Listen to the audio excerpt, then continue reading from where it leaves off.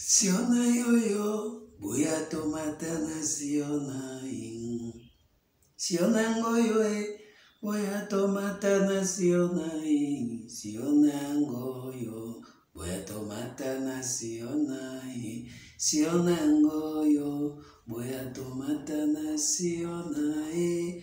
Banana zambe, boya tomata na siona in. Boya tomata na siona siona ngoyo. Boya tomata na siona siona ngoyo. Boya tomata na siona Nandimela nanye, nandimela zambe na lola oyo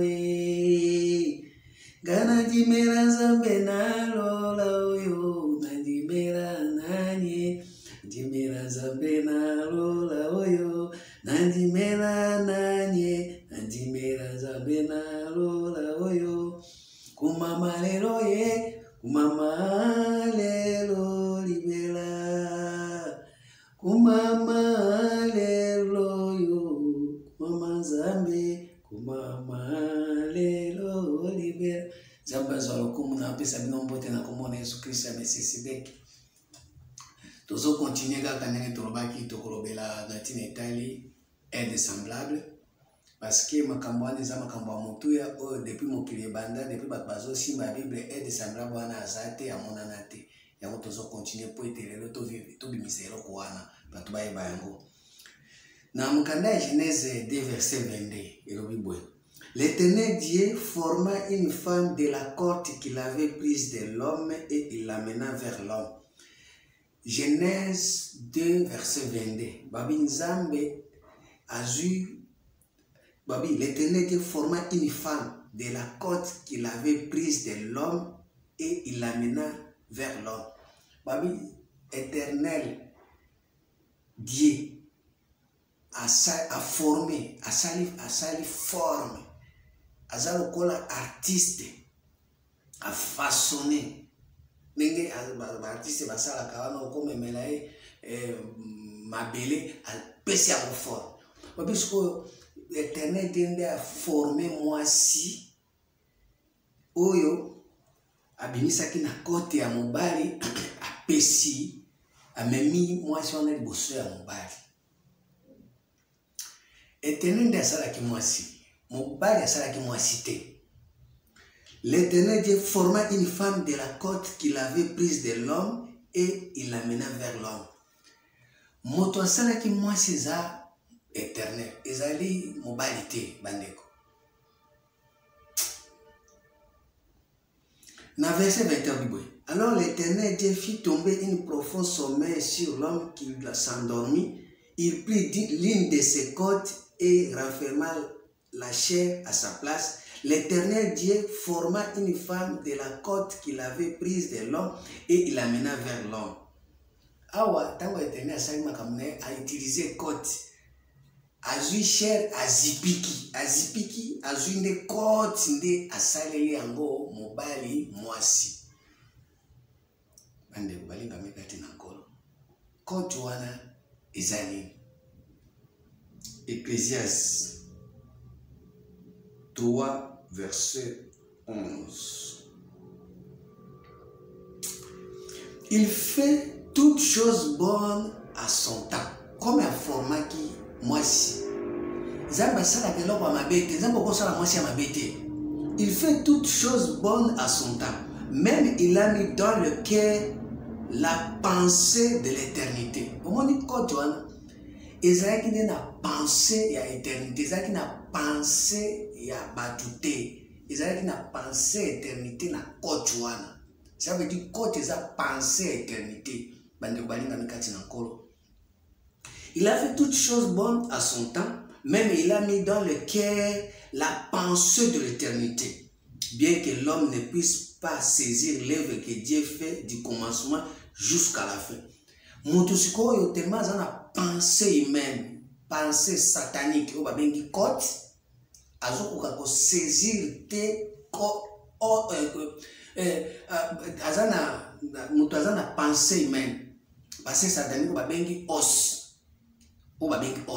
côte te, os. Pensée mène eza os. So, moto azo arrivé à saisir pensée à éternité te.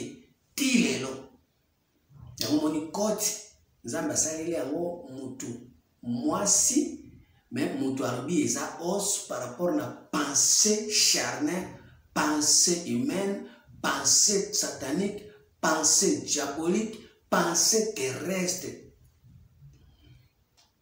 Je vous ai pensée à l'éternité de Isaïe Côte et si quand moi c'est abimaka. Et on moni na mukanda ya Jean 14 verset 26 et le Bible. Ah, t'as le verset, ils en ont canatine. Tika tozongera 26 Jean 14 verset 16. Et moi je prierai le Père, il vous donnera un autre consolateur afin qu'il demeure éternellement avec vous. Afin qu'il demeure éternellement avec vous. L'esprit de vérité. Passé à éternité. Et c'est esprit à vérité. Pour qu'on a esa hoste, mais esa côte. Esa na pensée à éternité. L'esprit de vérité que le monde ne peut recevoir parce qu'il ne le voit pas et ne le connaît pas. Mais vous, vous le connaissez car il demeure avec vous et il sera avec vous. Esprit d'éternité, c'est Kotuana. Est-ce qu'on a Kotuana? Des ambassades formés en gros, moisi ni. Pour être, ce qu'on touche Kotu ou binisi. Kotuana, Jean 19, verset 34. Jean 19, verset 34. Nini kobima. So binisi. Ah, mais un des soldats lui perça les côtes. Mais un des soldats lui perça les côtes avec une lance. Aussitôt, il sortit du sang et de l'eau. Il sortit du sang et de l'eau. So ba pinisi ba percé na kati ya côte et le kobima kuna ezali makila na mai. Nzambe nani ko kawo makambo ya boy. Et le kobima kuna eza makila na mai. Oh Nzambe singa mutu ko ayoka makambo. Et le kobima kuna eza makila na mai.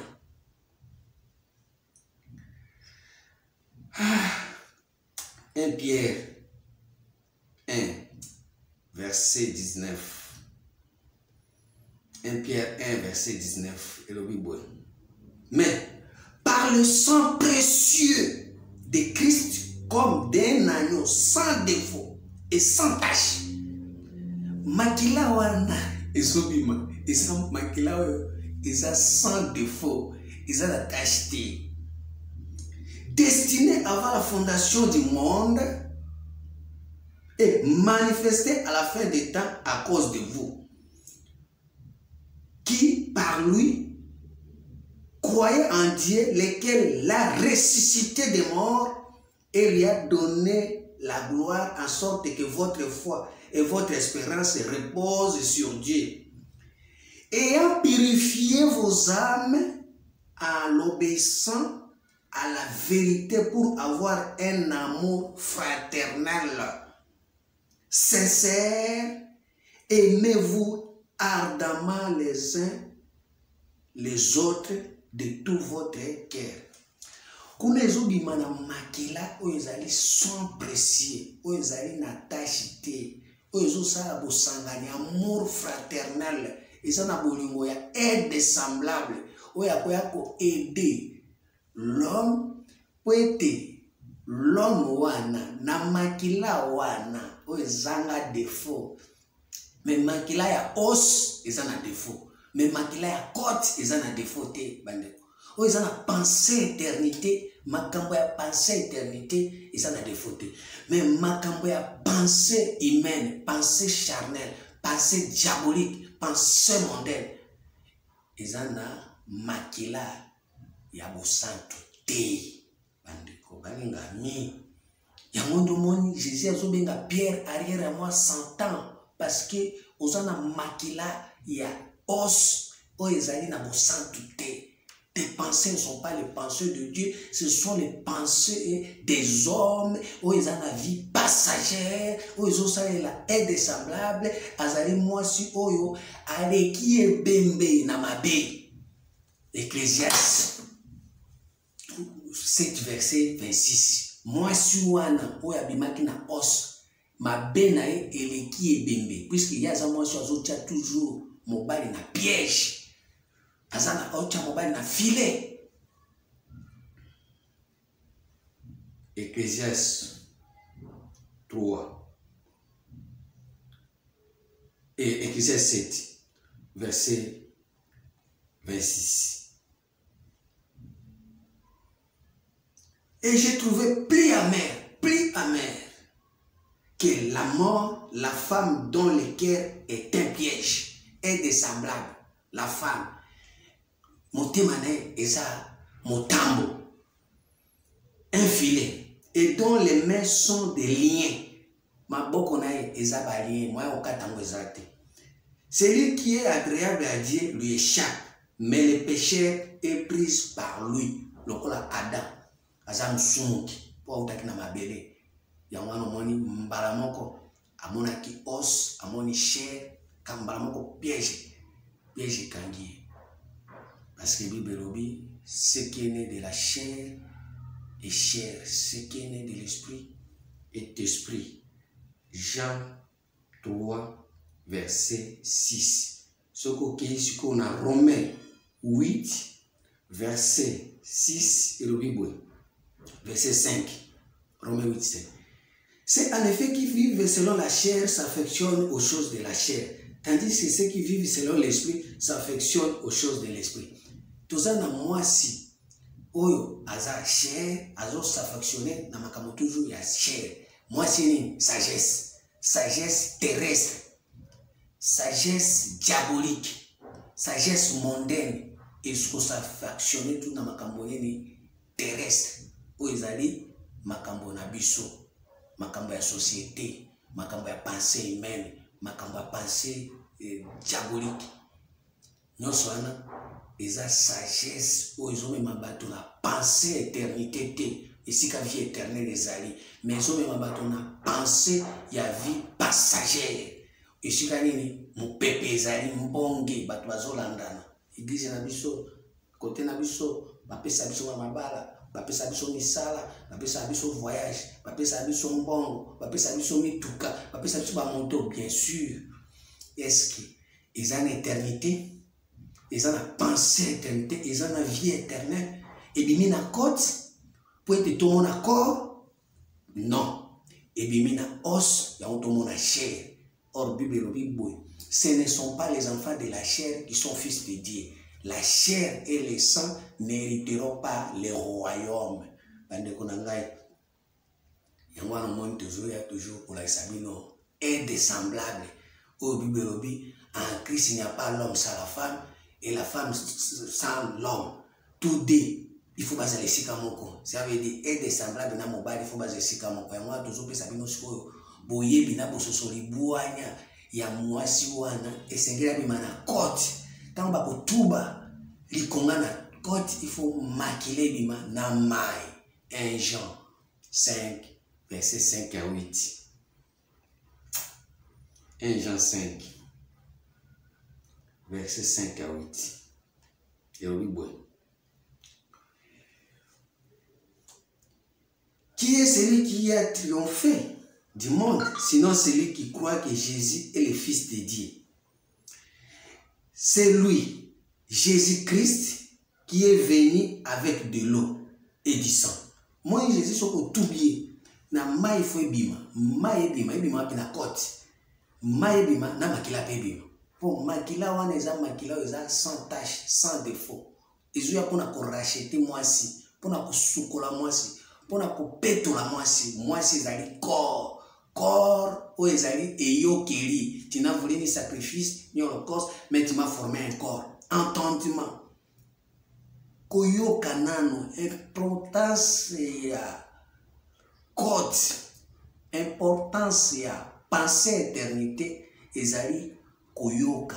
Ya moni Bible bien. Jean 600.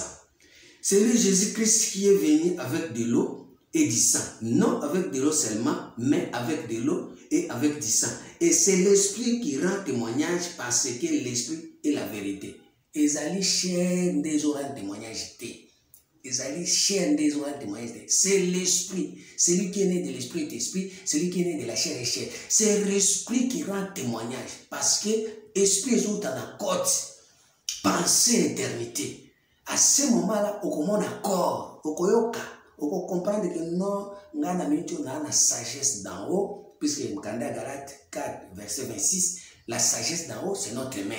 À ce moment-là, on va la makambo ya CT, makambo ya os na chair terrestre. Pourquoi? Parce que makambo ya os est pensée humaine ou est na ciel. Makambo ya os est na terre, est na chair ou est pensée terrestre. Ou est na ciel na terre. Ou est makambo ya quatrième jour. Au quatrième jour dans basalaki ciel na terre atiba luminaire. Na kati ya luminaire wana robi ba luminaire éclairé terre. Ndia mo penser même éclairé ba to baza na kati ya terre. Penser même ça va penser à classe. Oui ba histoire mingi, oui ba géographie, oui utamboli mingi, okende Égypte, okende visiter ba pays belé, otali côté ba kunda Jésus, on les a passé humaine, pour ceux qui ne kota Jésus ba kunda na par rapport na passé humaine ou ils en éternité. Ok, na Jérusalem, au côté au Jérusalem, ok, na Égypte, au fouti ticket. Or, ce qui automatique qu'on a pensé éternité, Babylone, qu'on a soin, et outil na os, na chair, ils ont na quantité, ils appellent na corté. Parce que côte, ils ont pensé éternité, corps, ils ont yokeli. Nous avons dit corps, ils ont yokeli. Corps, ils ont pour son Babylone. Ah, tous en 3e Testament. Balobi, ezali esprit des orangs de témoignage ya mai na makila. Mai nini, makila nini. Bande balenga mi. Zamba suma mtumo ba koyoka Jean 3 verset 5. Mai nini. Jésus répondit, en vérité, je te le dis, si un homme n'est né d'eau et d'esprit ne peut entrer dans le royaume de Dieu. Jésus répondit, en vérité, je te le dis, si un homme n'est né d'eau et d'esprit, il ne peut entrer dans le royaume de Dieu. Jésus a dit, bien, en vérité, ce qui m'a botami na maïte, maï botaka. Maï zora des témoignages, on est botaka, et bimisaka muntu, et bimisaka moana. So, ce m'a botami na maïte, pe botami na esprit, o yeuti na côte, pour tout mon accord, a kota na bokonzi nzambe. Or, bokonzi nzambe ezali Romains 14 verset 17. Bokonzi nzambe. Okokota na bokonzi te. 14 17 car le royaume de Dieu, ce n'est pas le manger et le boire, mais la justice, la paix et la joie par le Saint-Esprit. Oza na justice, oza justice, oza paix na paix, oza paix na sengote. Ba sengo zanango eza ya os na chair, eza ba sengo ya passager. Ba joie ineffable. Car le royaume de Dieu, ce n'est pas le manger et le boire, mais la justice, la paix et la joie par le Saint-Esprit. Ça veut dire, si vous avez na maïté, vous avez la justice devant Zambété. Si vous avez na esprit, vous avez na kimyate. Si vous avez na justice na pete, vous avez na sengote devant Zambé na royaume, na bokonzi na ye, tango afandi na ngwende na ye, ba utala yo. Pourquoi? Parce que vous allez kokota na kati ya mai teo Jésus ayaki nango. Mai wana nde kota mutu na royaume. Na esprit wana nde kota mutu na royaume. Po ite omona ozala juste devant Nzambe, Nzambe a justifié yo. Totanga na mai wana. Proverbe 20 verset 5 à 6. Proverbe 20 talamai. Les desseins dans le cœur de l'homme sont des eaux profondes, mais l'homme intelligent sait y épuiser. Moi, il faut autant destin. Il faut ça la destin. Les destins dans le cas de l'homme sont des eaux profondes. Il faut ça la destin. Il faut ça la vocation. Il faut ça la donne. Les amaya mozindo. Moto yo mobali azana mayele aibi kotoka yango. Tant wabi zamba asalela ki mobali à partir à côté asalela ki mwasi. Ça veut dire abimisela ki ka destin. Toka ki destin. Toki destin abimisi mutu. Abi oh vraiment et ça aide ça à partir de destin à partir de vocation yango ndeza lokola ezayo. Don nayo vocation nayo ndezayo. 1 Timothée 4, verset 14. 1 Timothée 4, 14.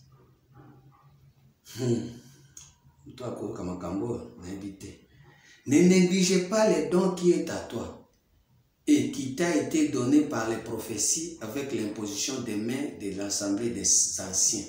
Ne négligez pas les dons qui est à toi.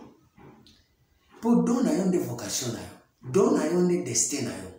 Ce qui se négligé, okotoka okotokote, okobotama pete. Pour tango yo ozobotama, botama na yo. Ce qui babi obotami na passé éternité, na côte, c'est-à-dire au côté na kati na donayo.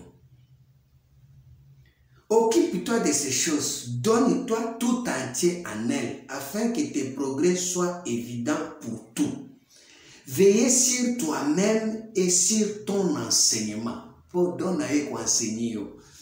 Persévérer dans ces choses, car en agissant ainsi, tu te sauveras toi-même et tu sauveras ceux qui t'écoutent. Tu te sauveras toi-même parce que ça aide semblable na yo. Ça moi si na yo.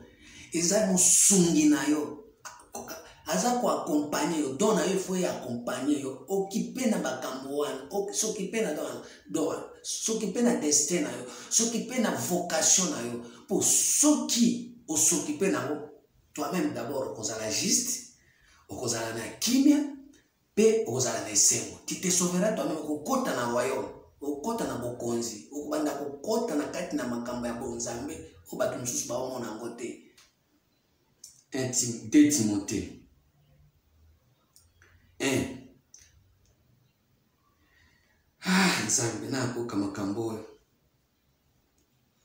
Verset 6. 2 Timothée 1, verset 6. C'est pourquoi je t'exhorte à ranimer les dons de Dieu que tu as reçus par l'imposition des mains des anciens. Moi, ancien, pour être au découvrir dans la science, ils ont un paka. Ampaka waki motole, kumama lelo, waki makolo ya Yesue, mama lelo, lokumu ezongela Yesue, mama lelo. Bampaka wana babwaka kamotole, bampaka wana bazongisaka Yesu pouvoir, bampaka wana bayaka kopesa nzambe lokumba bino biso to badoreka kamwana na yo. Bampaka wana te ba ko imposer yo mais de façon que donne à mon bampaka nini. C'est pourquoi je t'exhorte à ranimer les dons de Dieu que tu as reçus par l'imposition des mains.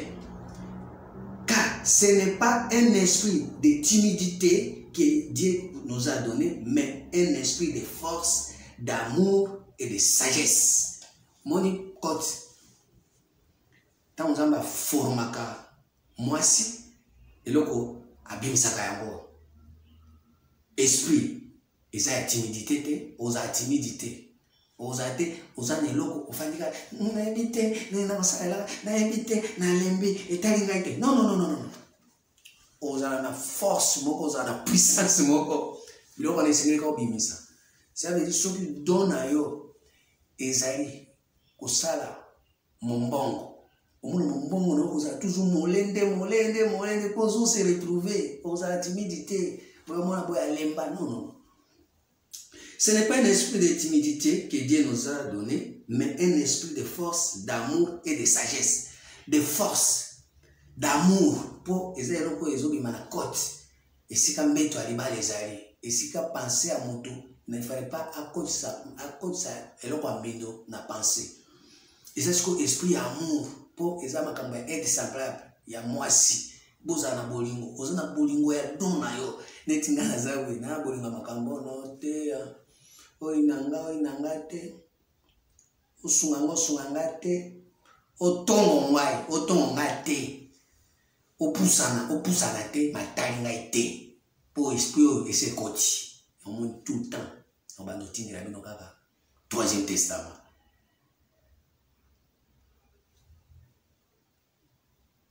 nasengi ngolu e kitiza ngolu nasalela yo e ngolu e grâce excellente tout grâce excellente tout don parfait qui vient d'en haut du Père de lumière où il n'y a pas variation okutanga na lembi na ote isusu te etali naza mate no mate ezali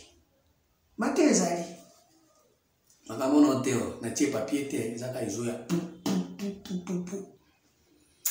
car ce n'est pas un esprit de timidité que Dieu nous a donné mais un esprit de force d'amour et de sagesse et c'est comme moi si azali pour sagesse wana eza eloko uti na côte eza aide semblable esprit oyo ya 2 Timothée 1 verset 7 nde esengelaki mobali abimisa non oli abimisa esprit oyo non ya abimisi mwasi oyo aza motambo oyo azali file oyo aza na lien soki akangi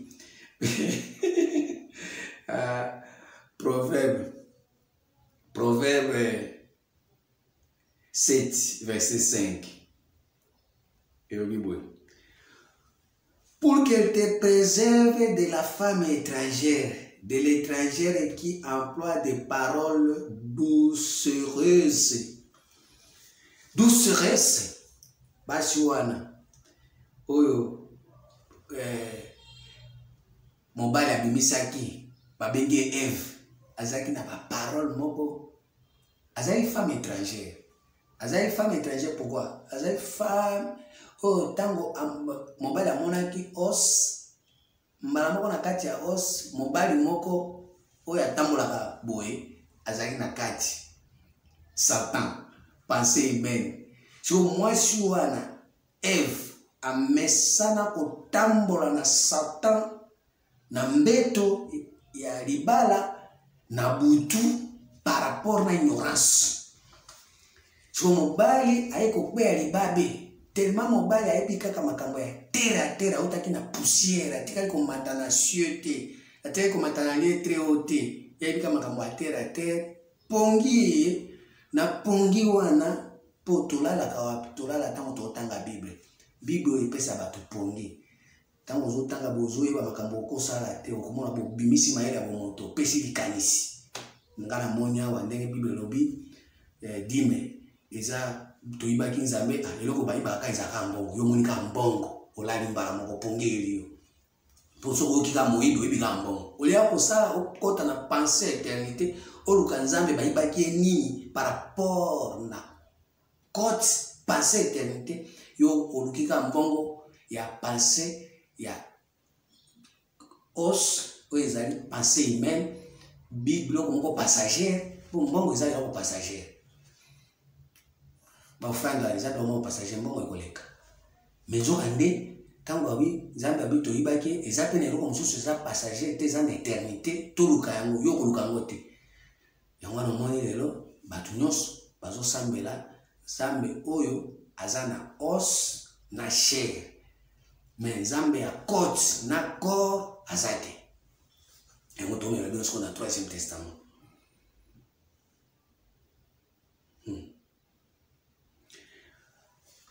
yoka mwasi wana sikoyo oyo abimisaki na os oyo mobali alobaki cette fois-ci os de mes os chair de ma chair yoka makambo na ye ndenge ezalaka pour qu'elle te préserve de la femme étrangère des étrangères qui emploient des paroles doucereuses J'étais à la fenêtre à ma maison et j'ai regardé à travers mon treillis. J'ai aperçu parmi les stupides, j'ai remarqué parmi les jeunes gens un garçon dépourvu de sens, Adam. Maïs a été. Il passait dans la rue, près de l'angle où se tenait une de ces étrangères, et il se dirigeait lentement du côté de sa demeure. C'était au crépuscule, pendant la soirée, au milieu de la nuit et de l'obscurité. Place à la Kipongi. Il y a les kakana boutou. Et voici, il fut abordé par une femme ayant la mise d'une prostituée et la rise dans le cœur. De moi, je suis abimisaki. Azana, moi, c'est Kobo. Moi, c'est Kobo, il y a un tambo la mingi na babibale. Wapi na boutou, tango sola na pongi. Elle était brillante et revêtie et rétive. Ses pieds ne restaient pas dans la maison. Moi, si on a fait dans la maison, mingi ka banda ko kamibale. Olali pongi alokio pour à séduire une parole doucereuse. Elle était brillante et rétive. Ses pieds ne restaient pas dans la maison. Tantôt dans la rue, tantôt sur la place. Et près de tous les angles, elle était aux aguets. Elle les saisit et l'embrassa et d'un air enfronté lui dit: je devais un sacrifice d'action de grâce. C'est pourquoi je suis sorti au devant de toi pour te chercher et je t'ai trouvé. J'ai orné mon lit. Azumbeto, na bongisi déjà mbeto nini. Place où balai saki mobile. J'ai orné mon lit de couvertures, de tapis, de fils d'Égypte. Il y a toujours dans le bureau égyptien. J'ai parfumé ma couchée de myrte, d'aloe et de cinnamon. Viens, enivrons-nous d'amour jusqu'au matin. Pour bazaki na buto azolala. Makamo basola ki na mbeto pour que celui-ci est os de mes os, chair de ma chair, basola ki na mbeto yango. Adam, mobile, basola na mwasi yango. De mobile mwasi pa zo yebisa eke tala ndenge azabona sa bongisi mbeto la tiba parfait. Viens, environnons-nous d'amour jusqu'au matin, livrons-nous joyeusement à la volupté, car mon mari n'est pas à la maison, il est parti pour un voyage lointain. Moi, je suis à Salagare Kobo, mobile nezate, mobile na nyoka. Pour y tant va faire na mbedouana, sagesse humaine. Et ça, la Kobo na mensonge nyoka. Je vois bien, mensonge na mitu ezate, yakaka to sangana, to bimisa pensée humaine, to bimisa chair, to bota mwana kae. De masolo eza, o masolo na websa bino, e beta maki na mbeto, ta mobali, azo ba, aola la pongiza bazo sa ila e mwasi na kote, ya zo beta masolo na mwasi na os, de masolo siko ya os ya ngoyo na chair. Il a pris avec lui le sac, l'argent, il ne reviendra le matin qu'à la nouvelle ligne. Bande korangai. Ah, ya mobali oyo nyoka wana, père du mensonge. Diable a tia gazemi, on appelle ça conception humaine, conception charnelle pour toi fanter ma soum. N'est-ce pas Job 15 verset 35.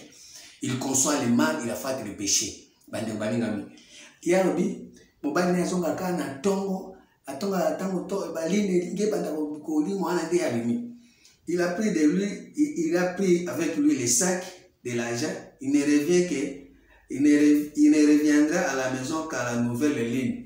Tant que ligne est demandé mobile, or ligne on a zappé lumière. Tant que ligne on a éclairé eza lumière, mais eza lumière à muke, boyebi muke, boanya muke, oiza na masonge na kati, oiti wapi na pensée humaine. Bande ko balinga mi. Et les séduisit en force des paroles et entraînés par ses lèvres doucereuses. mobali pasa nini andemi yango moi mobali abaki celui-ci et os de mes os, chair de ma chair. Bande kono tangela bino makambo ezokoleka na kati ya mobali o babengi Adam. Il s'est mis tout à coup à la suivre comme le bœuf qui va à la boucherie, comme un fou qu'on le lie pour le châtier. De mobali alandaki mwasi nini sagesse humaine ya momoni eloba église nyonso baza na mwasi oyo azomema bato na balien asakale bato abloke bato atie bato na kati ya motambo mpona nini mpo bato nyonso bazwa aide semblable oyo azali os oyo azali chair baboyi côte baboyi corps. Na verset 22, il s'est mis tout à coup à la suivre comme le bœuf qui va à la boucherie. Moi, je ne sais pas si na kati ya pungi alamuki alantia obi celui-ci est os de mes os, chair de ma chair. Azokindiro lokola nyamo bawoche mbeli akikomi boma ya moni tango zamba alamuka obi mon esprit ne restera pas sur l'homme puisque l'homme n'est que chair. Zamba obi ako exterminer na l'homme na banyama parce que na minute ya mutu akomaki déjà nyama. Bible dit bien, dans le canal 1 Corinthiens 2, verset 14, l'homme animal ne comprend pas les choses de Dieu. Il ne peut même pas les comprendre parce que c'est spirituellement qu'on en juge.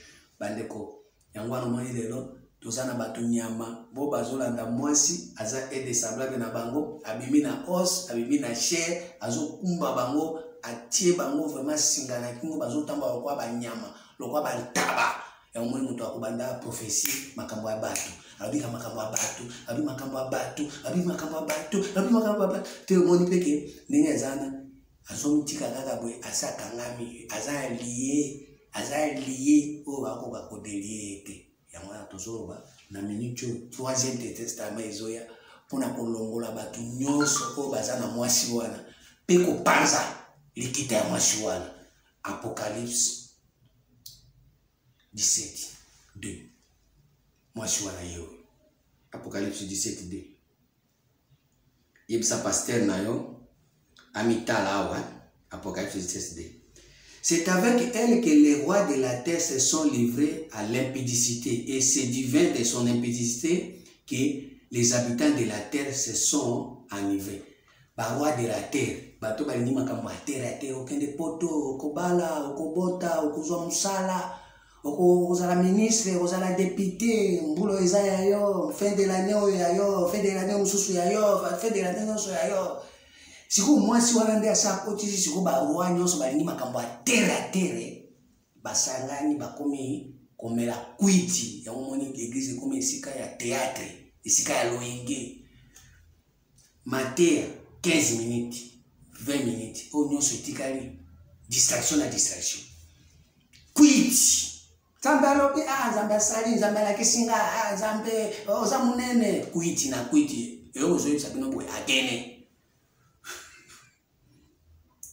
Il me transporta en esprit dans un désert. Pour ceux qui m'a transporté en esprit concernant le roi de la terre bazali kuna maïzate kuna zaka désert bisika bikauka. Et j'ai vu une femme assise sur une bête éclatante de moi chouana chouyo oyo. Abimaki est semblable à Adam comme des bêtes. Tire-le azali. Il me transporta en esprit dans un désert et j'ai vu une femme assise sur une bête éclatante, pleine de noms de blasphème, ayant 7 têtes et 10 cornes. Cette femme était vêtue de pourpre, d'éclatante. Il paraît d'or, de pierres précieuses et de perles. Elle tenait dans sa main une coupe d'or remplie d'abominations et d'impureté de sa prostitution. Coupe. Ati coupe moi na kati kuna babiloko nyonso zo makwa ezaka babiloko so to tangia mona côte ezate. So to tala mona corps ezate mais so kena os na chair okutango. Sur son front était écrit un nom, un mystère, Babylone la grande, la mère des impudiques et des abominations de la terre. Abota batu ebele ba impudique, batu nyoso ba sa l'abomination. Et j'ai vu cette femme ivre du sang des saints et du sang des témoins de Jésus. En la voyant, je fus saisi d'une grande étonnement. Elle est semblable à Adam. Ce qu'on talié, puisque ma belle n'a eu qui lui na makasi. Ma belle n'a eu qui lui parce que il y a sa piège, à sa filet. Puis il y a un lien, ce qu'on a quand au côté caté, on dit toujours ba prier rebelle. Il y a ba biloko terre à terre, ba comment ba pain. Moi quand on senga ka biloko terre. Biloko a vie éternelle dans senga sa te. Bande ko balinga mikati na nkolo.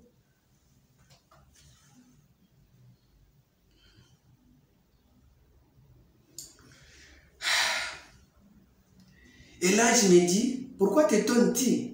Je te dirai le mystère de la femme et de la bête qu'il a porté, qu'il a 7 têtes et les 10 cornes. Baza na mitu, na kati na mitu na bango, eza 7, baza na repos. Chiffre 7 eza chiffre à repos. Basi reposa nani makambo terrestre. Zamba pesinga mbongo, zamba pesinga mutuka, zamba pesinga musala.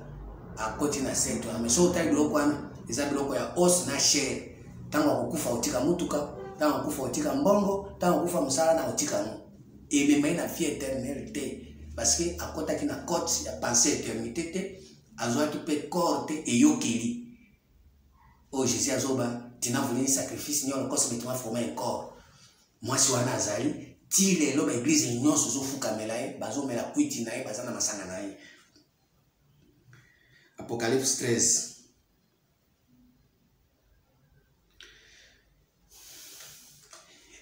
Premier verset. Il s'éteint sur les sables de la mer.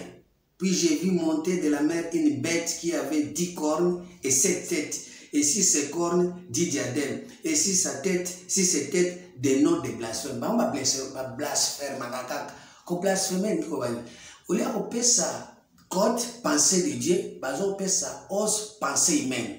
On a blasphémé. On a coupé sa pensée. Il y a éternité.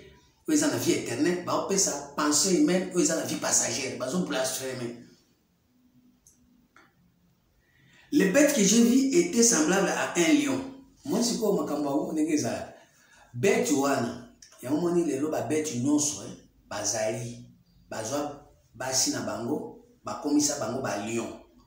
Ba est semblable. Si autant ma komi lion, so mega otumo oka na tango asuka, balobaki ke bafo basakoli bakoya ya monika tango asuka tango amoni ke vérité bazo bimande to komi na tango asuka po batango asuka nyonso tozalaka na ba depuis l'an 0 ti lelo 2022 tango asuka otape to koti pe na 2023 2024 2030 2050 tango asuka ko pe zoko kate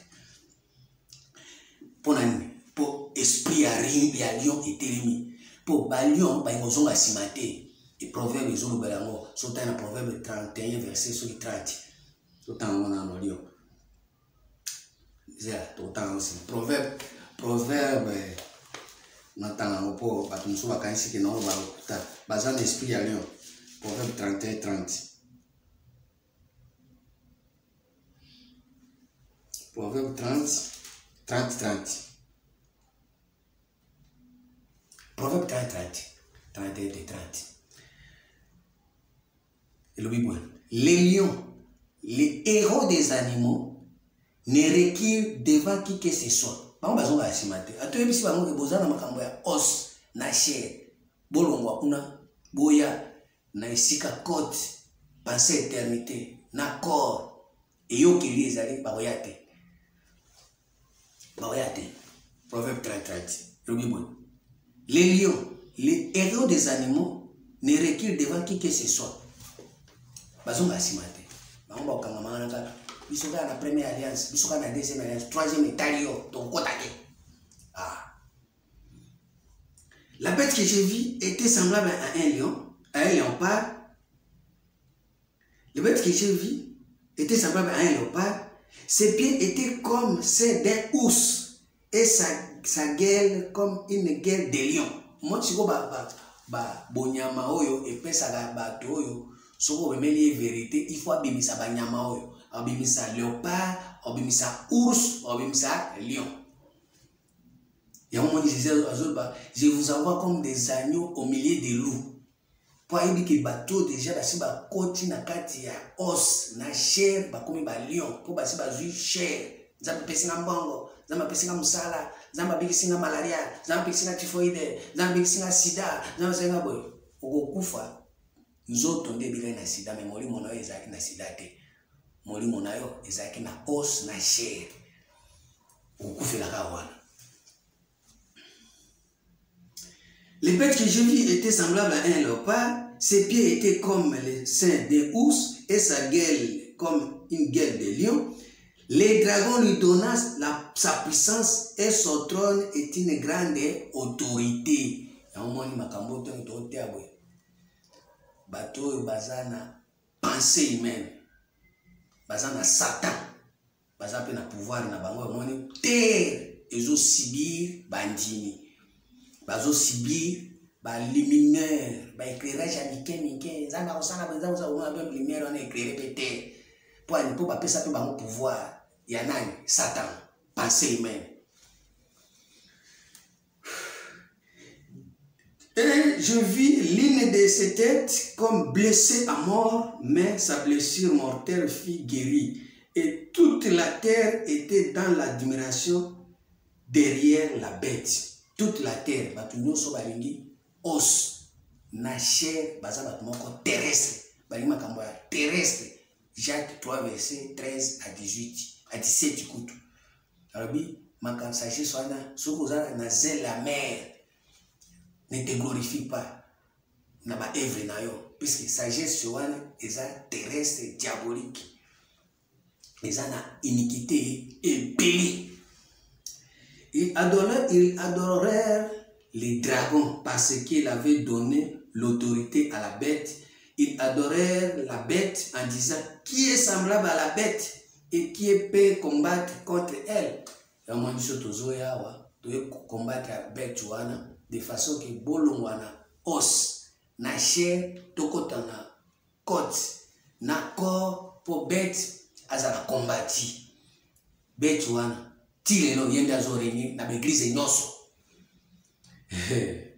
Psaume 73, verset 22. Psaume 73, verset 22. Ma prière kiri kiri. Beti gandazo tinda. Senga mbongo, senga musala.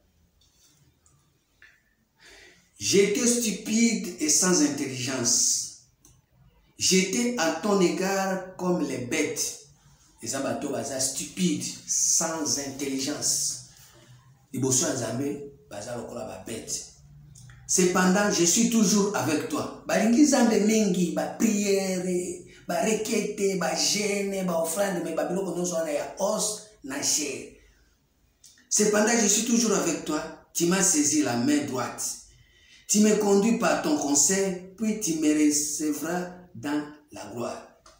Parce que na minute Nzambe azolinga bino toye na 3e testament parce que Nzambe a recevoir bino na gloire na ye par rapport na pensée éternité par rapport na corps o ezali eyokeli de façon que bête wana azali sauter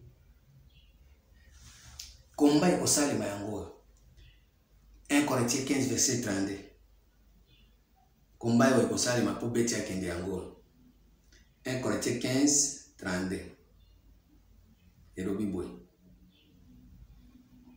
Si c'est dans de vie humaine que j'ai combattu contre les bêtes en Éphèse, quel avantage me revient-il si les morts ne ressuscitent pas? Mangeons, buvons, car demain nous mourrons. Ce qu'on combattre, ce qu'on sécurité pour okufa na os, na chair, mais okosekwa na côte, na corps. Si c'est dans cette vie humaine que j'ai combattu contre les bêtes en Éphèse, quel avantage me revient-il si les morts ne ressuscitent pas? Mangeons, buvons, car demain nous mourrons. Ne vous y trompez pas, les mauvaises compagnies corrompent les bonnes mœurs. Les mauvaises compagnies et des semblables, elles corrompent et des semblables il y a os na chair azo corrompre bato baza bonne merci. Revenez à vous-même comme il est convenable et ne pêche point, car quelques-uns ne connaissant pas Dieu, je le dis à votre honte. Oyebi nzambe te par rapport na côte, oyebi nzambe par rapport na os, oyebi nzambe te. Mais quelqu'un dira comment les morts ressuscitent-ils et avec quel corps revient-il? Avec quel corps? Pas avec quelle chair. Insensé. Ce que tu sèmes ne reprend pas vie s'il ne meurt. Ozo chair et reprendre de vie. Celui qui sème la chair mentionnera la chair, la corruption. Galates 6, 8. Et ce que tu sèmes, ce n'est pas le corps qui naîtra, c'est un simple grain de bleu, peut-être ou de quelque autre semence. Puis Dieu lui donne un corps comme il lui plaît. Et à chaque semence, il donne un corps qui lui est propre. Tant que vous semez, vous avez une église, vous semez chair, vous semez os. Et bien, vous avez jamais côte, vous n'avez jamais corps, vous avez incorruptible. Vous avez corps corruptible, vous avez chair, vous avez os, vous avez pensée humaine. Parce qu'il y a des gens qui ont des gens qui ont des gens qui ont des gens qui ont des gens qui ont et kozonga kaka ndengwa eko changer te. Ah nzambe na yakoka makambo oyo tikete kumba Yesu Kristo ekomisama tikete kumba Yesu Kristo enetola puisque lelo nayebi ke babeti nyonso wana bazali na bomoi mais il faut combattre bango po ete bakufi basekwa po soki bango bakufi te so ba aide semblable ba mauvais compagnie wana ba kufite kufi na nzoto bo kelifelo okufi na nzoto bo oza perdu. 1 Corinthiens 15 wana ka verset 17. Et si Christ n'est pas ressuscité, votre foi est vaine, vous êtes encore dans vos péchés. Et par conséquent aussi, ceux qui sont morts en Christ sont perdus. Ceux qui sont morts en Christ okufi na nakati na Christ no bungi okay parce que on sait quoi te pour kota ki na côté te passer ya éternité te pour c'est quoi pour kota na vie ya esprit ya Nzambe penser ya Nzambe de façon que osale la don na yo osale la vocation na yo osala na po mutu ya vie ya sala la vocation na yo mutu ya vie ya sala la don na yo petanga osala la vocation na don na yo destin na yango wana à ce moment là de Nzambe azomimonisa na éternité na yo vie éternelle et comme on a les avis passagères parce que dans Yamutu Romains 6 verset 23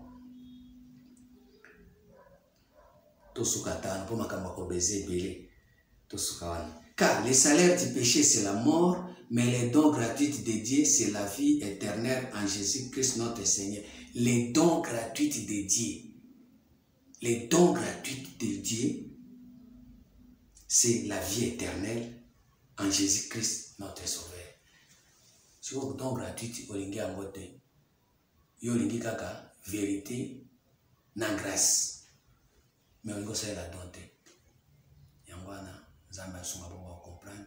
Pour ceux qui continuent à être semblables, vous retrouvez don na yo, vous comptez la carte de sagesse d'en haut, vous affrontez Christ. Vous avez sagesse, yabon Zambé, mystère ya Nzambe eza caché. Na siècle nyonso melelo eza révélé na 3e testament na Colossiens 3 et Colossiens 2. Ah Nzambe sunga melimo Colossiens 2. Je veux en effet que vous sachiez combien ingrat les combats que je soutiens pour vous et pour ceux qui sont à l'Odyssée, pour tous ceux qui n'ont pas vu mon visage à la chair. Ah Paul a dit que la chair ne sert de rien. Tant que vous avez longi nae, pour longi à mutu, il faut monana na nzoto te, mais il faut sengeli monana na esprit pour elongi face à mutu de bonzambe. Ya moni transfiguration, transfigurer, ko figure na yo comme clair. Désir pour transfigurer face à bateau, va comprendre que na minute faut dans le Troisième Testament. Afin qu'il ait le cœur rempli de consolation, qu'il soit uni dans la charité, enrichi d'une pleine intelligence pour connaître le mystère de Dieu, savoir Christ. Mystère dans lequel sont cachés tous les trésors de la sagesse et de la science. Tous les trésors de la sagesse. Premièrement, Kachuana, sagesse ezali. Trésor ezali, don, destin, vocation ezala Kachuana. Mais ezali des trésors et bombana. Mobala kwa ko découvrir ngote po aiba ikotite. Ya moni corps ezaki akobeba. Corps est comme un corps corruptible. Or, tout ça n'a pas un corps incorruptible. J'ai dit cela afin que personne ne vous trompe par des discours séduisants. Il y a moi, Siwana, Ève, ou Azabeth. Car si je suis absent de corps, je suis avec vous en esprit, voyant avec joie les bonnes ordres qui règnent parmi vous et la fermeté de votre foi en Christ. Ainsi donc, comme vous avez reçu le Seigneur Jésus, Christ, marchez en lui, étant enraciné et fondé à lui et affermi par la foi d'après les instructions qui vous ont été données à abonder en action de grâce. Prenez garde. Ah, je connais, tous les sabaots, ils sont la pongier. Poété, barobe sous l'obi kuna au Troisième Testament, et ça kaka os, et ça péché, non. Ça l'attention. Prenez garde que personne ne fasse de vous sa proie par la philosophie et par une vaine tromperie s'appuyant sur la tradition des hommes, sur le rudiment du monde et non sur Christ. Car en lui habite corporellement toute la plénitude de la divinité. Alors, est-ce qu'on est clôturé parce que tous hommes ici, on a côte. Vous avez tous pleinement en lui qui est le chef de toute domination et de toute autorité. De toute autorité. Et c'est en lui que vous avez été circoncis d'une circoncision que la main n'a pas faite, mais de la circoncision de Christ qui consiste dans le dépouillement du corps de la chair. Tout le corps et la chair, ils ont dans la os, tout jusqu'au corps incorruptible, ils ont dans la côte. Et yokiri, ils ont la pensée éternité de Kotsibino. Pour être beau vivre ce mystère et ensemble par rapport au mariage, il y a Ephésiens 5, verset. Makamba kolbeze bele boy. Et ensemble nangai. Na okoti kate, eso si la gate zoya, verset 32, lobi boy. Car, lobi boy. C'est pourquoi l'homme quittera son père et sa mère et s'attachera à sa femme et les deux deviendront une seule chair. Ce mystère est grand. J'ai dit cela par rapport à Christ et à l'Église. Par rapport à Christ, sagesse cachée, mystique et ensemble. Dans l'Église, ils ont le corps à partir à côte. Ils ont mystère, pensée, éternité. Et tika, la communauté Christ. Amen.